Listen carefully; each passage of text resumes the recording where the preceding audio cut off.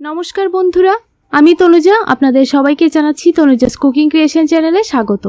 आज के आपनादेर संगे बाटार गार्लिक चिकेन रेसिपि शेयर करब और এই পদ্ধতিতে তৈরি করলে চিকেনগুলি খুবই সফট হবে আর খেতেও ভীষণ ভালো লাগবে।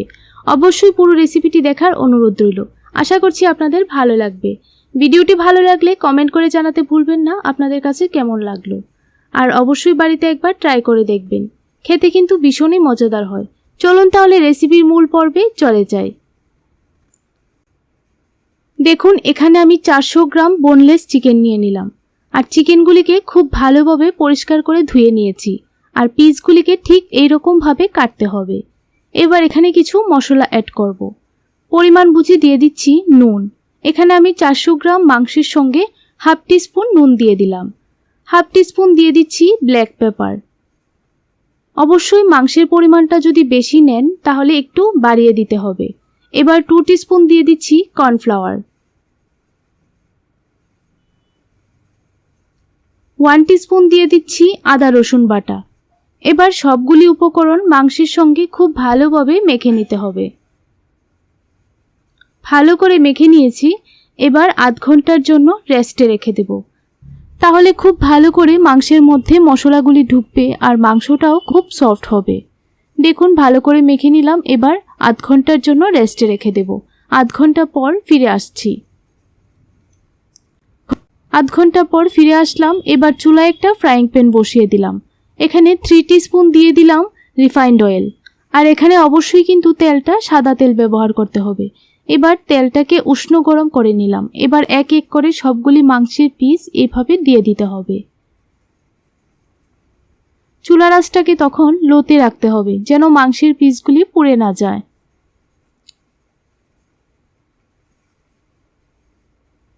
সবগুলি মাংসের পিস এইভাবে দিয়ে 7 মিনিটের মতো কুক করে নেব।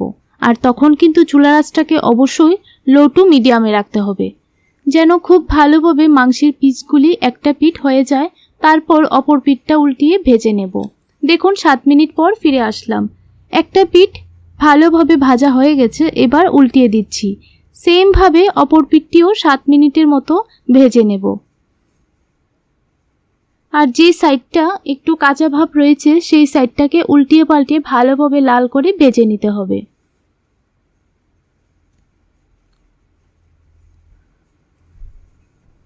দেখুন সবগুলি উল্টিয়ে দিলাম। এবার উল্টিয়ে পাল্টিয়ে ভালোভাবে লাল লাল করে ভেজে নেব। সবগুলি মাংসের পিস ভাজা হয়ে গেছে। এবার নামিয়ে নেব। আর মাংসগুলিও কিন্তু খুব ভালোভাবে সেদ্ধ হয়ে গেছে। আর অবশ্যই মনে রাখতে হবে যখন মাংসগুলি ভাজবেন চুলার আঁচটাকে কিন্তু লোতে রাখতে হবে, না হলে কিন্তু মাংসগুলি পুড়ে যাবে আর মাংসগুলিও খুব ভালোভাবে সেদ্ধ হবে না। এবার মাংসগুলিকে নামিয়ে একটা সাইড করে রেখে দিলাম। এবার চুলায় একটা কড়াই বসিয়ে অল্প একটু দিয়ে দিলাম বাটার। এখানে 2 টিস্পুনের মতো বাটার দিয়ে দিলাম। বাটারটাকে ভালোভাবে মেল্ট করে নিয়েছি। তারপর এখানে কিছু রসুনের কুয়া কুচি কুচি করে কেটে দিয়ে দিলাম আর একটা কাঁচা লঙ্কা এইভাবে কুচি কুচি করে কেটে দিয়ে দিলাম। এবার ভালোভাবে রসুনের কুয়া আর কাঁচা লঙ্কাটাকে একটু ভেজে নিতে হবে।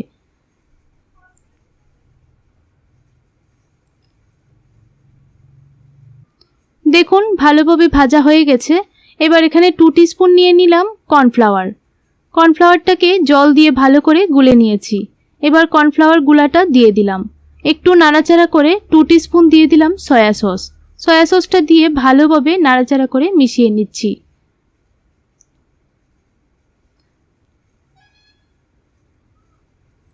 প্রায় 30 সেকেন্ডের মতো একটু রান্না করে নিয়েছি।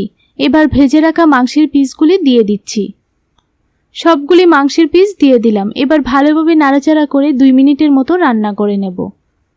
একদম কম সময়ে বাটার গার্লিক চিকেন রেসিপিটি তৈরি করে নেওয়া যায়। রেসিপিটি ভালো লাগলে চ্যানেলটিকে সাবস্ক্রাইব করে আমার পাশে থাকবেন আর পরবর্তী ভিডিও পাওয়ার জন্য অবশ্যই নোটিফিকেশন বেল বাটনটি প্রেস করে রাখবেন। খুব কম সময়ে তৈরি হয়ে গেছে বাটার গার্লিক চিকেন। এখন ভাত বা রুটি যে কোনো কিছুর সঙ্গেই গরম গরম পরিবেশন করতে পারবেন। তাহলে আজকের জন্য এতটুকুই। পরবর্তী রেসিপি দেখার জন্য আমন্ত্রণ রইল।